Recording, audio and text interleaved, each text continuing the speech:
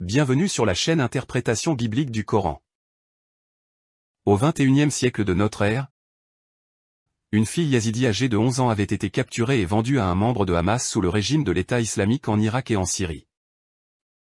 Ce régime instauré en 2014 avait établi un système de gouvernement théocratique fondé sur l'application de la loi musulmane ainsi que sur les razzias, les butins et l'esclavage. Cette fille yazidi nommée Fawzia Amin Sido est une illustration des victimes de l'idéologie des razzias menées à la façon des récits de la littérature des conquêtes musulmanes.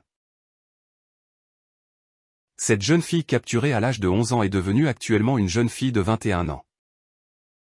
Ce fait dramatique nous laisse entendre que l'idéologie dont s'inspire le Hamas ne se contredit pas, au fond, avec l'idéologie de l'État islamique en Irak et en Syrie. Il a fallu que les forces armées pour la défense d'Israël entrent à Gaza après le 7 octobre 2023 et que cette jeune femme puisse entrer en contact avec les forces armées pour la défense d'Israël. La presse révèle que cette jeune femme a été remise à l'Irak par l'entremise de différents intervenants, dont les États-Unis, la Jordanie et des organisations humanitaires. Rappelons-nous que le Hamas avait fait une éruption dans les territoires d'Israël et qu'il avait tué environ 1200 personnes en une seule journée. Il avait également pris en otage environ 250 personnes dont 101 otages demeurent encore en captivité, entre les mains de Hamas.